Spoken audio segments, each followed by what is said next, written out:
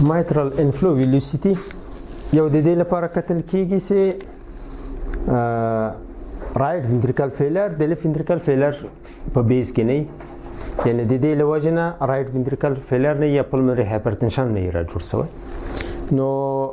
کچېره دلته mitral inflow velocity منګه وګورو grade 3 diastolic dysfunction دا په دې معنی ده چې لیفت ventricular diastolic dysfunction د دې لامل ګرځیدل د چې لیفت اتریوم ډایلیټ شي بیا pulmonary hypertension رامنځته شي او یا دویم ګریډ یا systolic dysfunction د لیفت ventricle او بل د دې لپاره mitral inflow موږ ته مهمه ده چې په ډېرې ناروغانو کې چې رایټ ventricular failure interventricular septum پوش کېږي دې خواته په pulmonary hypertension له وجې نه لیفت خواته پوش کېږي د لیفت ventricle دا جدا استرخاء کوي interventricular septum دې خواته نه راځي نو دلته جوف کوچنی پاتې کېږي grade 1 diastolic dysfunction رسم کېږي په mitral inflow کې نو دغه grade 1 diastolic dysfunction د دې له وجې د interventricular septum دې خواته ټیله شوی دی د رایټ ventricle له خوا نه نو اکثرا بیا په داسې ناروغانو کې موږ لیفت ventricular diastolic dysfunction راپور نه ورکوو چې grade 1 diastolic dysfunction ده نو دا په دې لپاره چې کاذب شکل باندې د سپټوم دی خورټ له خپل مایوکارد د لیفت ventricle کې د شي جوړي صحیح یو لدی وجه بل لدی وجه چې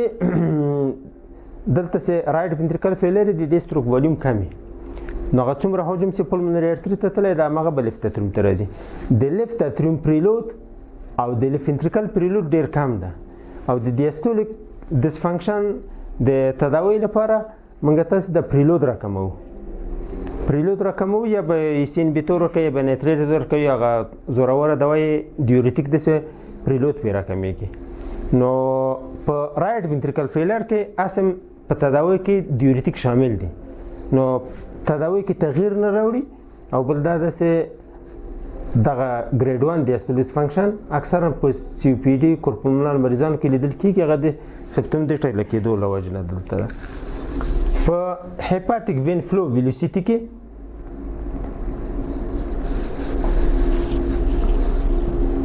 دلته سه hepatic vein flow velocity منګه ګورو د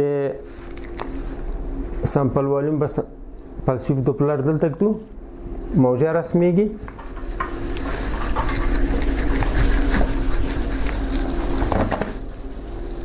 systolic forward flow جیږي نارمل حالت کې سکله رایټ اتریوم کې فشار ټیټي د دې لپاره سه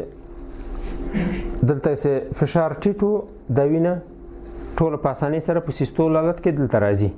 صحیح نو diastolic forward flow بیا ټیټه راځي دا جیګه د systolic forward flow diastolic forward flow جیګه ټیټه ده systolic reversal هم کم ده diastolic reversal هم کم ده دا نارمل hepatic vein flow velocity ده کله چې رایټ ventricular failure ته ولاړ شي نو د دې ستروک والیوم کم شي اوټپوټ کم شي بیا د اوزین وینه ټوله اخیستلی نشي صحیح دلته فشار لوړیږي په اوزین کې چې په اوزین کې فشار لوړ څه کله چې تریکاسپ تړلی اوزین استرخاء کوي دلته چې فشار لوړي د وینه د هیپاتیک دی خواته نشي راتللی نو systolic forward flow کم رسمیږي کله چې تریکاسپ خلاصي د وینې چې د دې ژنه هلته ځي بیا د وینې راځي د دې ځای ډکوي diastolic forward flow جیګه رسمیږي systolic reversal flow systolic reversal او diastolic reversal flow جیګه رسمیږي دا تغییرات دي چې په pulmonary hypertension کې رامنځته کیږي په constrictive pericarditis او تمپونات کې دلته respiratory variation رامنځته کیږي په شایق کې دلته وینه ډیره ځي په زفیر کې کم ځي دلته په hepatic vein flow velocity کې مماغه respiratory variation رامنځته کیږي تنفس سره تغییرات رامنځته کیږي خو په pulmonary hypertension کې چې دلته constrictive pericarditis او تمپونات نه وي هغه چې کله پیریکارد امراض لوستل هلته به respiratory variation موږ ګورو چې تنفس سره ولې تغییر کوي انسپیریشن ایکسپیریشن کې ولې دا تغییر کوي خو په پلمونري هایپرټنشن کې بیا دغه ریسپیریټري وریشن نشته. په ډیاستولیک ریورزال کې دغه موجې ټولې په یو شان رسمیږي، دلته بیا تغیرات نه راځي. په کنسترکټیو پیریکارډایټس تامپونات کې دیو کې ریسپیریټري وریشن نشته ده، په دې کې نشته ده. دا یو تفاوت ده د کنسترکټیو پیریکارډایټ او تامپونات سره، چې دلته ډیاستولیک ریورزال کې کوم تغییر نه راځي. کله چې پلمونري هایپرټنشن رامنځته شي بیا نو د رایټ وینټریکل مقابله د جګ فشار په وړاندې هایپرټروفي ده.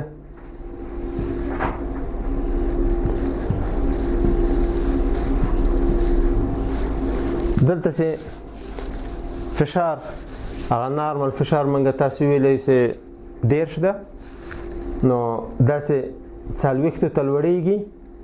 دلته یو څه هایپرټروفي رامنځته کېږي. دا فشار چې 500 ته لوړېږي نور هم پسې هایپرټروفي رامنځته کېږي. صحیح؟ نو چې څومره دلته فشار ډېرېږي هلته بوتین ځان ورته قوي کوي چې دغه رزستانسي باید ماته کړي، د مقاومت باید مات کړي. دلته هایپرټروفي رامنځته کېږي د جګ فشار په وړاندې هایپرټروفي او د لوړ حجم په وړاندې دایلیټیشن. یو وخت کېږي چې دلته فشار کله جګېږي، نور د بوتین قدرت نه رسېږي چې د وینه ښه پمپ کړي. دلته ستروک والیوم راکمېږي. ستروک والیوم چې راکم شه هغه څومره حجم چې بوتین کې ده د هغې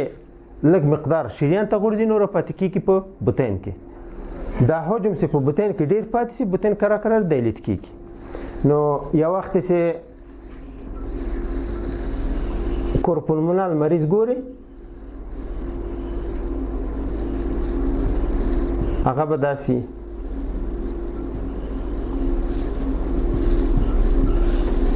جوف به هم دایلیټي او جدارونو ضخامت به ډېري، جدار ضخامت ډېر ده، جوف هم دایلیټ ده. دا د کرونیک کورپلمونال نښه ده. نو تراکاس رنګ سي کش سي دلته ریګرج رامنځته کېږي او ځین هم بیا دایلیټ کېږي سره. په اکوټ کورپلمونال کې مثلا دلته که داسې وبولو چې دغه پلمونري ارټري یو څانګه بنده ده، دا خو داسې په وړو شریانو باندې به تبدیلیږي، لیفت پلمونري ارټري رایټ پلمونري ارټري. کله چې یو غټ ترومب راسي، مثلا دلته یو غټ ترومب راغلی ده، دا ځای بند کړی ده، دا یو شریان یې مکمل بند کړ. پخوا چې وینه راتلله څه داسې تقسیمېدله څه داسې تلله. اوس دغه ټوله وینه مجبوره ده دغه وینه هم راشي دلته حجم ډېر څه، حجم چې ډېر څه دلته فشار دفتن پورته ځي. صحیح؟ فشار دلته وخته و مثلا 20، اوس دفتن پورته شو 50. دلته بوتین ځان ورته عیار کړی نه ده چې دا قرار خو پخوا یې هایپرټروفي کوله که نه، ځان یې عیارو د لوړ فشار سره. اوس دې بوتین ځان عیار کړی نه ده، جدار یې هماغه نازکه جدار ده. د دغه جګ فشار په وړاندې دا اوس پمپ نشي کولی. ستروک والیوم دفتن راکوزېږي، ایجکشن فراکشن دفتن راکوزېږي، چې راکوز دلته حجم پاتې کېږي، چې حجم پاتې سه دا جوف دفتن دایلیټ کېږي، جوف دایلیټ کېږي داسې او جدار یې نازکه. مثلا جدار نازکه ده، جوف دایلیټ ده. په اکوټ کورپلمونال کې اکثرا وایي دغه فری وال چې د رایټ وینټریکل ده، دا فری وال اکینیتیکي یا هایپوکینیتیکي تقلصیت نه لري، د سیستالیک ډسفنکشن له وجې نه. اپیکس برخه چې ده د دې موشن بیا ښیي، دا قسمت موشن ښیي، دا قسمت اکینیتیکي یا هایپوکینیتیکي. دلته سه تریکاس پر ریګورجیټیشن ویلوسیټي ګوري دلته سرعت ډیر زیات سه تفاوت د فشار د رایټ وینټریکل او د رایټ اتریوم ترمنځ ډیری نو پلمونری پریشر سه یا رایټ وینټریکل پریشر سه سنجي دلته په فشار کې دی شي سه 40 به 50 به 70 به یا به یار څومره سیو دلته په فشار ډیر جګی د وینې به ډیره په سرعت سره وزن تر داخلي کی د دې تشخیص تفریقي د مایوکاردل انفارکشن سره څنګه کیږي په مایوکاردل انفارکشن کې دغه جدار سه ایروای خراب شي دا اکینیتیکیږي هایپوکینیتیکیږي ضروره سه د لکه اکوټ کورپولمونال غوندي دغه قسمت د ضروره د رایټ وینټریکل سه د دې موشن په انفارکشن کې مخې د رایټ وینټریکل انفارکشن کې هغه د دې لپاره سه دلته left anterior descending artery سره راځي د ضروره نه راتریږي د بوتین دغه برخم left anterior descending artery له خانه ور وکیږي نو د دې موشن خې کرایټ کورونری ارتری باندې دا قسمت به اکینیتیکی د دې قسمت موشن به خې جوف دفتن دایلیت سوی د جدار نازک دلکه اکوټ کورپولمونال خوندي یوازینه تشخیص تفریقی په دې کې ده ک پلمونری ارتری کې فشار جګ نه او دلته نیکروز رامنځته شي بیا رایټ وینټریکل خو فیل ده دلته خپل فشار نسی پورته کولای د انفارکشن له وجه نه نو تریکاس پر ریګورجیټیشن سره دلته رامنځته کیږي دا په ډیر کم سرعت سره کله چې موږ رایټ وینټریکل سیستالیک پریشر ګورو نو فرمول خدا سه د رایټ وینټریکل سیستالیک پریشر مساوي ده تریکاس ریګورجیټیشن ویلوسیټي مربع ضرب د 4 جمع رایټ اتریال پریشر صحیح دا فرمول ده نو دلته سی ویلوسیټي کمي رایټ وینټریکل سیستالیک پریشر به کمي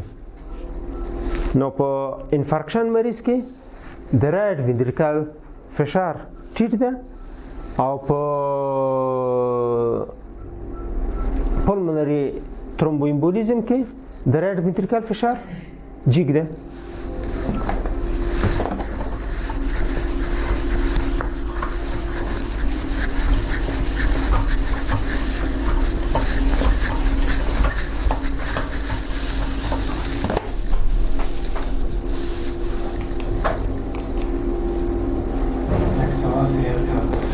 د ترانس ایزوفاجیال ایکو ضرورت په اکوټ ترومبوایمبولیزم کې د دې لپاره ده چې موږ د پلمونری آرتری لیفت او رایټ څنګه سي دي کنه هغه تر لږ برخه پورې موږ کتلی شو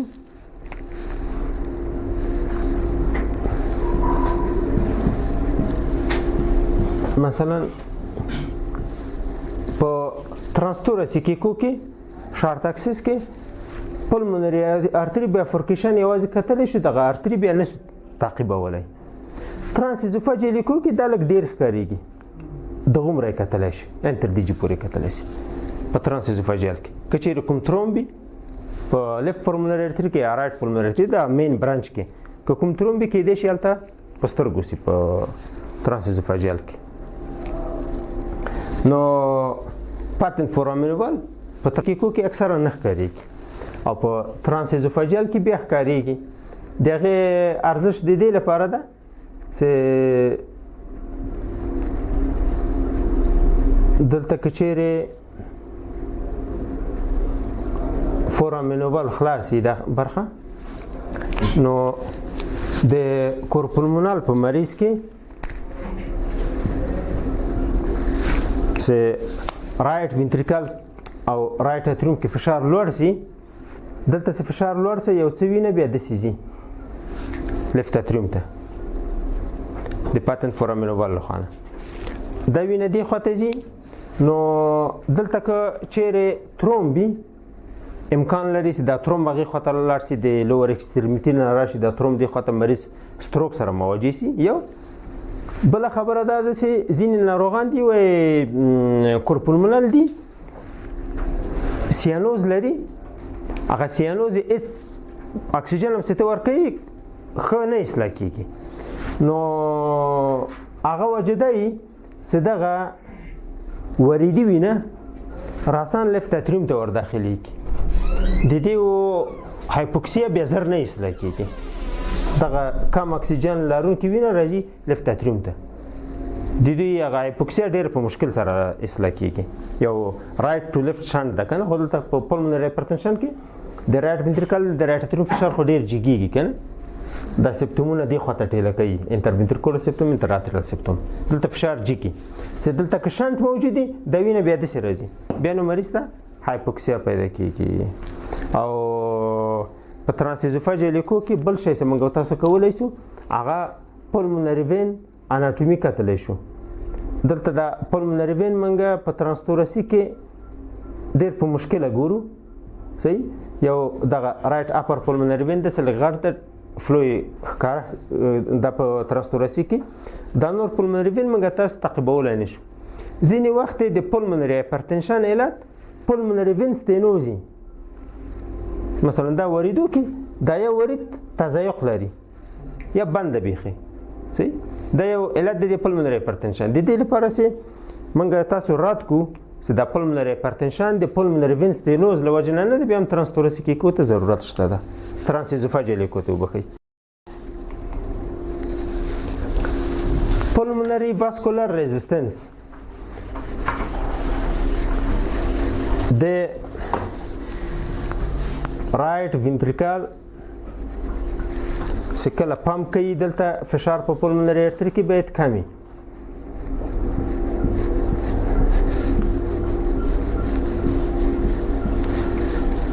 نو دا فلو باید آرام راشي دلته مقاومت د فلو په وړاندې باید نه وي که چیرې یوه برخه د ریې په فیبروز اوښتي او یا د هر شي له وجې نه دغه برخه تخریب شوي صحیح دلته تخریبات رامنځته شوي نو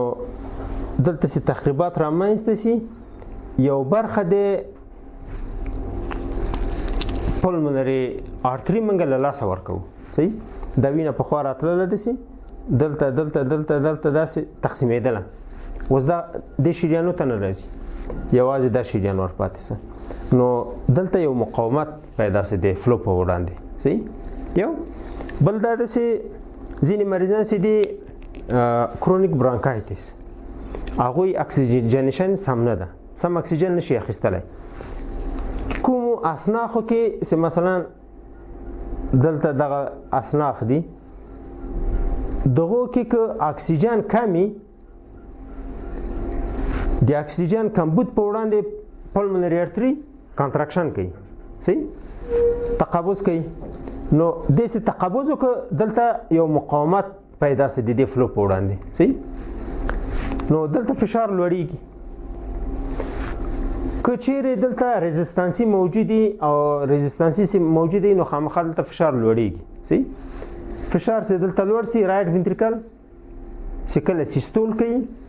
دلته په مایع باندې فشار راوړي دا مایع داسې نشي راتللی داسې په اسانۍ راځي اوزین ته صحیح دا رایټ اتریوم ده دا رایټ ventricle ده او دا پلمونري ارتري صحیح نو رایټ ventricle چې سیستول کوي چې دا وینه باید پمپ کې داسې دلته مقاومت زیات ده فشار جګ ده دلته وینه کم راځي د هغې برعکس رایټ اتریوم ته ډېر راځي داسې ډېر راځي لکه داسې هغه د سیروم مثال هم ورکړه که نه چې سیروم بک لاندې قید کې په سر دستنه ورته وهلي که نه نو چې فشار ورکړي چې لاندې نه ځي نو پاس به فواره ډېره کړي دلته سرعت ډېرېږي د دې له مخې موږ تاسو کولی شو وګورو چې دلته ریزिस्टेंसी شته که نشته ده نو فرمول داسې ده چې پلمونري واسکولار ریزिस्टेंस مساوي ده تراکاس پرګوجیټیشن ویلوسیټي یعنی چې څومره تراکاس پرګوجیټیشن ویلوسیټي ډېره هلته به ریزिस्टेंसी ډېره دا وینه چې څومره ډېر په ډېر سرعت سره داسې راځي دلته ریزिस्टेंसी ډېره ده صحیح تقسیم د رایټ ventricle آوټ فلو ټراک ټي وی آی څومره وینه چې دلته ډېره دی خوا راځي دلته به مقاومت کمي صحیح که دلته مقاومت کمي دا وینه کمه راځي صحیح نو په جګ ریزिस्टेंस کې تراکاس پرګوجیټیشن ویلوسیټي جګه ده رایټ ventricle outflow tract تی وی به کم وي دا ضرب د لاس او جمع 0.1 څه ده دغه کورکشن فاکتورونه دي چې لږ تصحیح کړی ده هغه ایدیال کوم فشار څه ده هغې سره مساوي کړی ده بل فورمول دی پلمونري واسکولر ریزسټنس دا لږ اوږد ده 0.15 جمع 1.154 ضرب د پر ایجکشن پیریود هماغه داسې د ای سی جي لیډم بند کړی ایزوولیمیک کانټراکشن ټایم ده په حساب صحیح د کیو د ای سی جي د کیو نه شروع دی ایجکشن تر شروع پورې دا پر ایجکشن پیریود ده تقسیم د اکسلریشن ټایم نو دلته سه کانټینیوس ویف دوپلر منګه واچو موجه داسې رسمي کی موجه سه راس مسوله نو د کیو د شروع نه منګه تاسو ویلې تر د ایجکشن تر شروع پورې دا پر ایجکشن پیریود ده صحیح د ایجکشن د شروع نه سه موجه بیا خپل پیک ترسیږي اعظمي سرعت ترسیږي دا اکسلریشن ټایم ده صحیح د موجې د شروع نه تر پیکه پورې دا اکسلریشن ټایم ده دغومره ټایم او دا تقسیم دی ټوټل سیستالیک ټایم ده صحیح نو ټوټل سیستالیک ټایم داسې بلل کېږي چې د دې نه تر دې قسمت پورې تر دې اخره پورې که نه ټوټل سیستالیک ټایم خو یو کتاب کې بیا ما ولیدل دا ټوټل سیستالیک ټایم بیا یوازې دغه راخیستی و ایجکشن ټایم یې راخیستی و صحیح خو دې فورموله ډېر کار نه اخیستل کېږي په دې فورمول ډېر اوږد او مغلق ده د دې نه دغه لږ منطق مني چې موږ په دې پوه شو چې ریزسټنسي ډېره ده که نه ده دا په منطق ډېره ولاړه ده نظر دې فورمول ته صحیح او د دې فورمول کې که چیرې دغه ترې لرې کې دا 0.1 ترې لرې کې یوازې دا تی آر ویلوسیټي جمع آر وی او ټي تی وی دا د 0.2 نه که ډېرېږي پلمونري واسکولر ریزسټنس ما هغومره ډېري دغه یو سرحد ده 0.2 چې څومره دی نه ډېرېږي هغومره به ریزسټنسي ډېرې دا یې هغه مثال ده هغه کې 0.1 که چېرې دا ورسره یو متر 0.2 دی که نه مخکې چې که چېرې دا ورسره لږ وي بیا مو 0.1 نه زیات وي او بالکل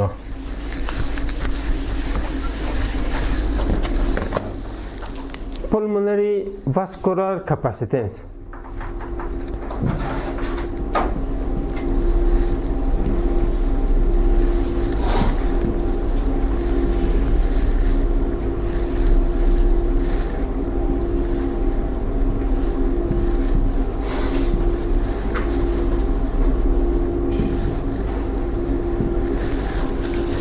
نو رایټ ventricle سے کانټراکشن کوي څومره حجم سے ارتری ته غورځي ارتری به دومني صحیح یو کمپلینس به ولري د فلو په وړاندې نو که ډېره وینه راشي دا باید ځان لوی کړي صحیح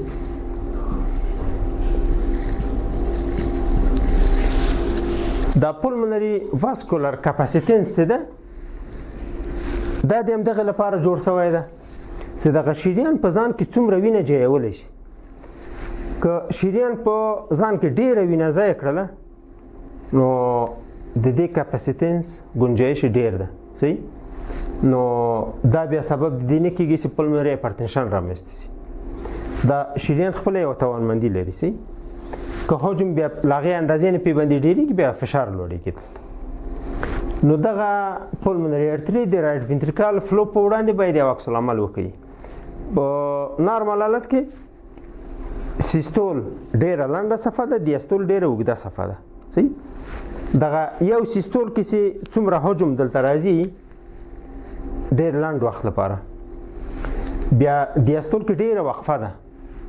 دا شریان باید دغه ټوله فلو دلته ځای کړي بیا د دیاستول په هغه وقفې کې کرار همدې جنه لیږي دا وړو شریانو ته کیپیلر ته بیا د همدې نه وینه روانه دلته خو وقفه ده دلته خو دا سم تړلی ده صحیح ده نو دغه کپاسیټنس د رایټ ventricle فنکشن سره مرسته کوي چې څومره pulmonary artery capacitance ډیرې د رایټ ventricle فنکشن به ورسره کوي نو کپاسیټنس مساوي د stroke volume تقسیم د pulse pressure د pulmonary artery pulse pressure صحیح systolic pressure منفي diastolic pressure صحیح هغه pulse pressure دلته په مخرج کې واچو stroke volume په صورت کې واچو صحیح نو څومره stroke volume ډیری هغومره به کپاسیټنس ښیي صحیح ده چې څومره pulse pressure ډیری هغومره کپاسیټنس بیا سم نه ده دا فورمول داسې جوړ کړی ده او معکوس داسې تناسب pulse pressure زیات وي ستاسو